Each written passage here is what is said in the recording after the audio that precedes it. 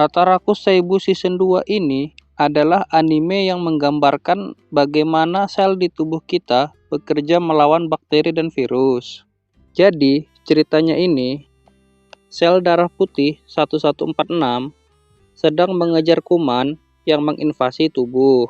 Setelah berhasil membunuhnya, ia mengagetkan sel trombosit yang kesasar. Sel trombosit ini minder karena dipanggil orang yang di belakang. Ia juga kaku. Jadinya untuk mengimbangi kekurangannya, ia bawa lebih banyak penggumpal darah. Ia orangnya minder karena lemah. Jadinya ia malu berlatih bersama trombosit yang lain. Nomor 1146 memberinya semangat agar ia mau berlatih bersama yang lain. Mereka berdua jalan hingga sampai di bagian epidermis. Tiba-tiba saluran darah rusak. Sel-sel darah mengambang. Tubuh ini menderita pendarahan internal di kepalanya. Waktunya bekerja bagi trombosit. Mereka berkumpul di area luka. Lalu dengan menggunakan fibrin, sel darah merah dan sel darah putih ditempelkan untuk menghentikan pendarahan. Area kerusakan pendarahan sangat luas. Sel-sel trombosit berkumpul untuk menjadi gumpalan darah primer. Orang yang di belakang tidak mahir, jadinya formasinya kacau. Megakaryosit yang merupakan master para trombosit pun datang. Ia menyemangati para trombosit agar bekerja lebih, dan yang terbaik nantinya akan mendapatkan medali emas. Mereka pun menjadi sangat bersemangat. Formasi gumpalan primer mulus, tapi saat akan mengunci fibrin, faktor penggumpalan jatuh. Orang yang di belakang tanpa ragu melompat ke area luka. Kawannya yang lain melempar fibrin untuk menangkapnya. Kerjasama mereka membuat Master Megakaryosit menangis bahagia. Pendarahan pun berhasil diatasi. Akhirnya Master Megakaryosit menghadiahkan seluruh trombosit dengan medali emas. Di episode 2, sel memori bermimpi tentang hujan meteor dan kerusuhan. Tak lama kemudian, ada peringatan invasi virus. Sel memori dan sel B segera ke sana. Sel memori tidak mengenali mereka. Virus-virus baru tadi segera menyerang. Sel darah putih pun datang melawan. Virus-virus baru ini berkembang biak dengan sangat cepat. Sel B membawa sel memori ke ruang arsip. Di sana sel memori ingat kalau mimpinya itu adalah vaksinasi. Sel B pun segera membuat pembasminya. Dengan itu virusnya dibasmi. Cerita selanjutnya, sel darah putih 1146 membawa sekelompok sel darah merah ke usus untuk melihat bagaimana nutrisi itu diproses.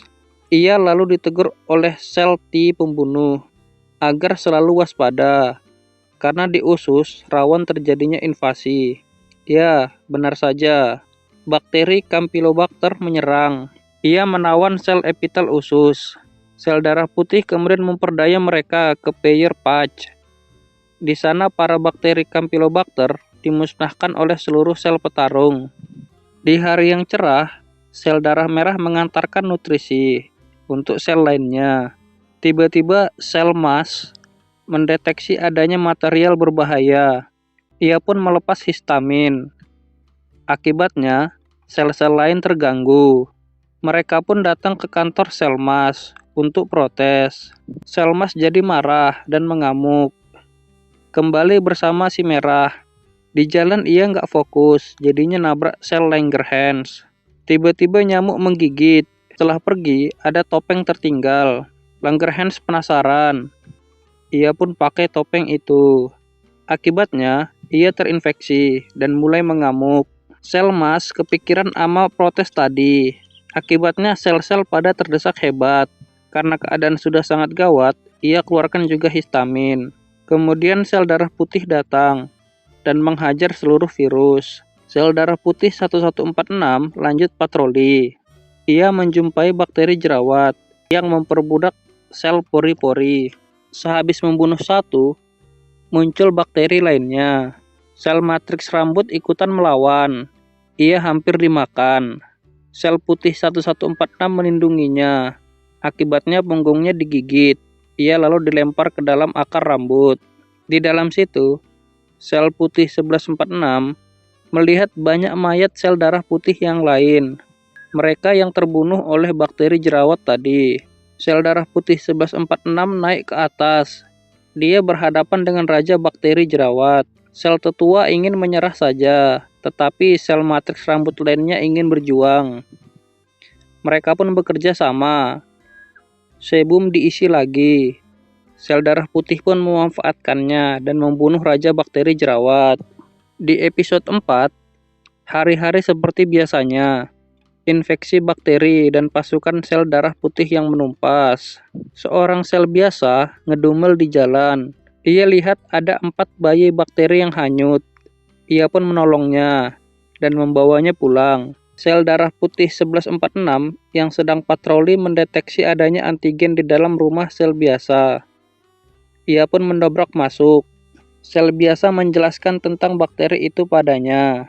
1146 pun membawa mereka keluar karena ia tidak tega membunuhnya di depan sel biasa. Kebetulan kali saat itu di lambung bakteri H. pylori sedang menyerang. 1146 pun membawa 4 bakteri bayi itu ke sana. Bakteri H. pylori berdiam di asam lambung. Para sel darah putih nggak bisa masuk ke sana. Pylorinya pun melempar asam lambung keluar. Para sel segera lari. Salah satu bayi bakteri tergenang asam lambung. Bukannya mati, ia malah menjadi aktif. Lalu menghajar bakteri H. pylori tadi, hingga ia kabur dari asam lambung. Sel darah putih pun langsung bekerja, membunuh bakteri pylori tersebut. Setelah melihat bakteri tadi aktif, mereka mengenalinya. Dia adalah asam laktat, bakteri baik bagi tubuh manusia. 1146 pun mengajak sel biasa untuk patroli ke usus. Di usus, sel-sel usus kesulitan menghadapi purin yang melimpah. Bayi asam laktat sel biasa melompat ke sana dan memakan semua purin. Masalah pun terselesaikan. Ceritanya lanjut ke episode 5. Salah satu asam laktat tercebur ke selokan dan hanyut. Sel biasa sedih jika sel kekebalan lain mengira dia musuh. Sel dendritik menyelamatkan asam laktat itu. Sel biasa yang belum tahu masih sibuk mencarinya. Sistem keamanan memberitahukan adanya invasi virus influenza. Virus itu muncul di hadapan sel biasa. Sel NK dan sel darah putih yang berada di lokasi segera menyerang, disusul oleh sel B dan sel ingatan. Virus influenza ini sangat kuat. Serangan mereka semuanya gagal. Sampai-sampai sel NK yang terkuat malah jadi stres. Sel dendritik kemudian meminum polisakarida yang berasal dari tubuh asam laktat. Karena meminum itu, ia menjadi aktif. Ia lalu menyebarkan foto-foto memalukan yang mengakibatkan sel-sel yang melihatnya menjadi aktif dan bekerja lebih maksimal. Virus influenza berhasil diusir. Sel biasa juga menemukan bakteri asam laktat yang hilang. Sel dendritik kemudian memanggil bakteri asam laktat lainnya. Mereka pun pergi bersama. 1146 bertanya pada sel NK, apa yang dia cari di sini. NK ngasih tahu kalau data antibodi sel ada yang bocor dan sudah menjadi sel di tubuh. Itulah yang ia cari-cari untuk segera dimusnahkan. Mereka pun melanjutkan patroli ke usus besar. Usus dihuni oleh 3 jenis bakteri, yaitu bakteri baik yang menguntungkan tubuh, bakteri jahat yang merugikan, dan yang ketiga, bakteri patogen oportunis yang hidup untuk dirinya sendiri. Mereka juga ketemu sel memori T yang merupakan perubahan dari sel pembunuh. Target mereka sama, yaitu sel kanker. Sel biasa pun berpisah dengan mereka di usus besar ini. Sel biasa berjalan seorang diri ke tempat bakteri asam laktat lainnya berada. Di sana ia berjumpa dengan sel goblet dan sel epitel usus yang menjaga dinding usus. Saat itu dinding ususnya jebol dan para bakteri menyerang. Tim patroli NK 1146 dan memori T diserang oleh sel kanker tadi. Sel kanker memanggil klonnya yang lain. Keadaan pun berbalik. Trio sel dikurung. Tapi semua itu percuma, karena sel memori T sudah hafal pergerakan sel kanker. Ia dengan mudah mengalahkan mereka. Saat ia akan menghajar sel kanker, Sel pengatur T datang dan menghentikannya. Sel kanker tadi memanfaatkan jeda itu untuk menyerang sel memori T. 1146 melihatnya. Ia lindungi sel memori T dengan tubuhnya.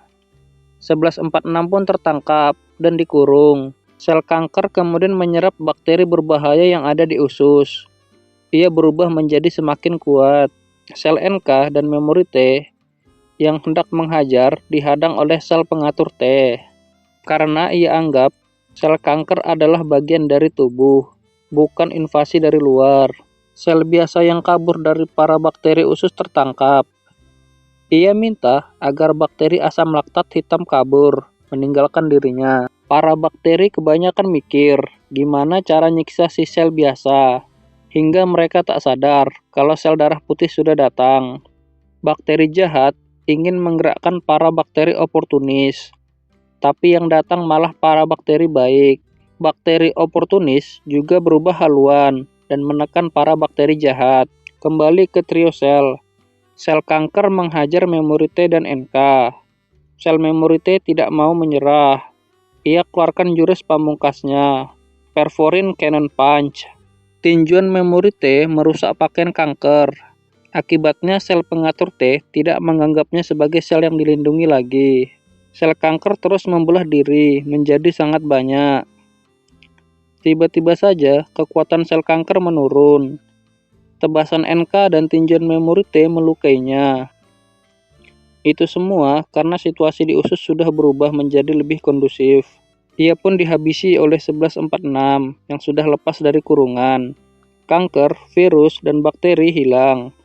37 triliun sel bekerja lagi demi kelangsungan tubuh agar optimal dan sehat selalu.